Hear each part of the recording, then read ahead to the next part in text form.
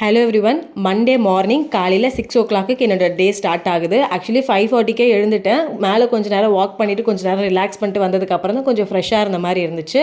And நேற்று தான் வந்து ஊர்லேருந்து வந்திருந்தோம்.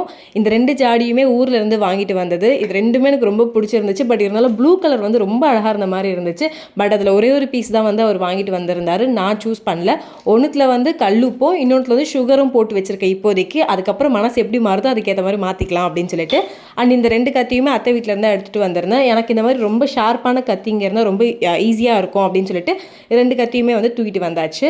அண்ட் நேற்று ஈவினிங் வீட்டுக்கு வந்ததுக்கப்புறம் ஒரு வேலையுமே பண்ணலை. ஏதோ நானே வண்டி ஓட்டிகிட்டு வந்த அளவுக்கு பயங்கரமாக டயர்டாக இருந்துச்சு. ஸோ அதனால் வந்து எந்த வேலையுமே பண்ணாமல் அப்படியே படுத்து தூங்கியாச்சு. ஸோ காலையில் கொஞ்சம் ஏர்லியாக எழுந்துக்கலாம் அப்படின்னு சொல்லிட்டு பண்ணியாச்சு. நான் இப்போ ரீசெண்டாக வந்து ஸ்டிக்கி நோட்ஸ் வந்து ஃபாலோ பண்ணுறேன். என்னென்னா எனக்கு வந்து அடுத்த நாள் வந்து இந்த வேலை பண்ணணும் அப்படின்றத மைண்டில் வச்சுக்கிட்டு இருந்தேன்னா எனக்கு அது சரியாக நடக்க மாட்டேங்குது. ஸோ இந்த மாதிரி ஸ்டிக்கி நோட்ஸ் எல்லாம் மெயின்டைன் பண்ணோம்னா அட்லீஸ்ட் ஒன்றுக்கு அப்புறம் ஒன்று அப்படின்னு சொல்லிட்டு கொஞ்சம் டிக் பண்ணிகிட்டே இருக்கிறப்ப காலையிலேயே கொஞ்சம் மோட்டிவேட்டடாக இருக்கும், வேலையை சீக்கிரம் முடியும்ல அப்படின்னு சொல்லிட்டு கொஞ்ச நாளாக இந்த ஸ்டிக்கி நோட்ஸ் வந்து ஃபாலோ பண்ணிகிட்ருக்கேன். ஸோ கொஞ்சம் ப்ரொடக்டிவாக இருக்கும் காலையில் அப்படின்னு சொல்லிட்டு.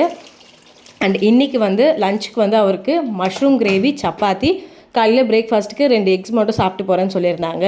அண்ட் கிச்சன் வந்து இங்கேருந்து ஊருக்கு போகிறப்பவே நல்லா க்ளீனாக வந்து வச்சுட்டு தான் போனேன். இருந்தாலும் வந்து ஆல்ரெடி கழுவி வச்ச சாமான்லாம் இருந்துச்சு, அதெல்லாம் ஏற கட்ட வேண்டியதாக இருக்குது. அண்ட் கூடவே வந்து எனக்கு வந்து ஜீரா வாட்டர் வந்து போட்டுக்கிட்டேன்.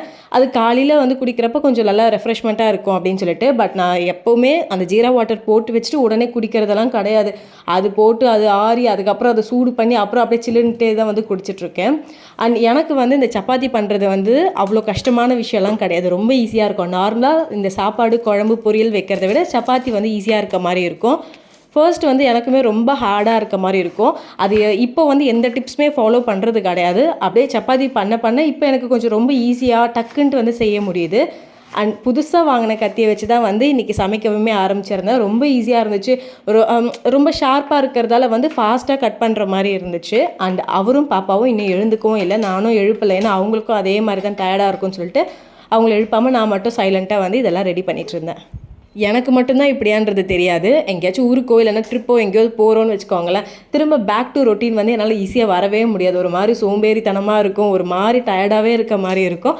அந்த ஒரு வாரம் வந்து கஷ்டமாக இருக்க மாதிரி இருக்கும். அதுக்கப்புறம் திரும்ப பேக் டு ரொட்டீன் திரும்ப அதே மாதிரி வந்து வர ஆரம்பிச்சிருவேன். அண்ட் இந்த வாட்டி வந்து ஓரளவுக்கு கிச்சன் எல்லாமே க்ளீன் பண்ணிட்டு போனதால் அந்தளவுக்கு எந்த வேலையுமே கிடையாது. பட் பெட்ரூம் மட்டும் ரொம்ப மோசமாக இருந்துச்சு. நேற்று எடுத்துகிட்டு வந்த துணிங்கிலேருந்து எல்லாமே அப்படியே தான் பெட்ரூமில் இருந்துச்சு. சரி அதுக்கப்புறம் யாரை கட்டிக்கலாம் அப்படின்னு சொல்லிட்டு விட்டாச்சு. பிகாஸ் இன்றைக்கி எனக்கும் வேலை இருக்குது, நானும் 10 o'clock லாகின் பண்ணணும். ஸோ அதனால் ஜஸ்ட் இந்த குக்கிங் வேலை மட்டும் முடிச்சு விட்டுட்டா போதும். அண்ட் இன்றைக்கி வந்து எனக்கு ஹவுஸ் ஹெல்ப் வருவாங்க. ஸோ அதனால் வீடு க்ளீனிங் அதெல்லாமே வந்து அவங்க பார்த்துப்பாங்க.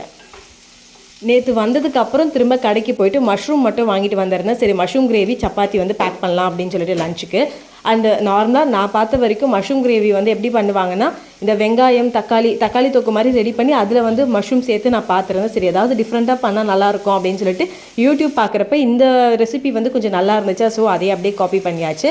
இதுக்கு வந்து நார்மலாக எண்ணெய் ஊற்றிட்டு பிரியாணி ஸ்பைசஸ் எல்லாம் ஆட் பண்ணிவிட்டு வெங்காயம் ஒரு 2 இல்லைனா 3, அதுக்கப்புறம் பச்சை மிளகா ஆட் பண்ணி சால்ட்டு, அதுக்கப்புறம் பெருங்காய பொடி சேர்த்துக்கிட்டு அதுக்கப்புறம் என்ன பண்ணிக்கிட்டாங்கன்னா மிக்சியில் தக்காளி, அதுக்கப்புறம் வந்து கொஞ்சோண்டு கொத்தமல்லி, அதுக்கப்புறம் கொஞ்சம் முந்திரி எல்லாத்தையும் சேர்த்து நல்லா கிரைண்ட் பண்ணிவிட்டு அதையுமே இதில் வந்து சேர்த்துக்கணும். சேர்த்துட்டு நல்லா வந்து அந்த எண்ணெய் பிரிகிற வரைக்கும் நல்லா கிளறி விட்டுட்டு அதுக்கப்புறம் நம்ம கட் பண்ண மஷ்ரூம்ஸ் இருக்குல்ல அதை அப்படியே ஆட் பண்ண வேண்டியது தான்.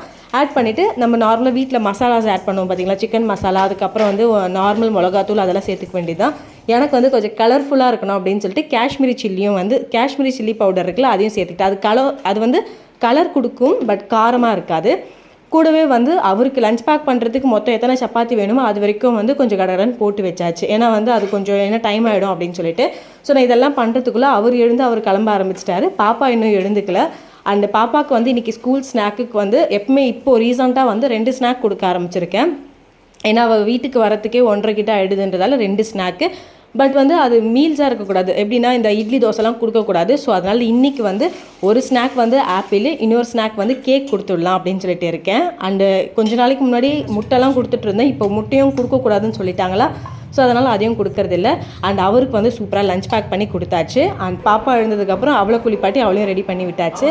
மொட்டை அடித்ததுக்கப்புறம் ஃபேஸே டிஃப்ரெண்ட்டாக இருந்துச்சு. அண்ட் இன்றைக்கி தான் வந்து மொட்டை அடித்ததுக்கப்புறம் ஃபஸ்ட் டே வந்து ஸ்கூலுக்கு போகிறா.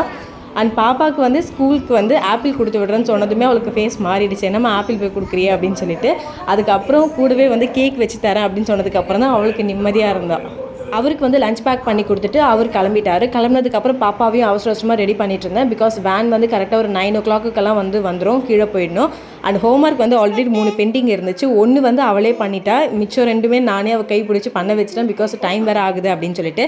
ஆப்பிள் வந்து ஸ்நாக்ஸ்ன்னு சொல்லி கொடுத்தா மூஞ்சி எப்படி மாறிடுச்சு தெரியுமா? சரின்னு சொல்லிட்டு இன்னொரு டப்பாவில் கொஞ்சோண்டு கேக் போட்டு கொடுத்ததுக்கப்புறம் தான் மேடம்க்கு ஹாப்பி. அண்ட் 2 ஸ்நாக்குமே சூப்பராக சாப்பிட்டு வந்துட்டா. அண்ட் இதுதான் வந்து இப்படி தான் வந்து என்னோட மார்னிங்ஸ் இருக்கும். அண்ட் உங்களுக்கு இந்த vlog பிடிச்சிருந்தா மறக்காமல் லைக் பண்ணி ஷேர் பண்ணி சப்ஸ்கிரைப் பண்ணிக்கோங்க. பாய்.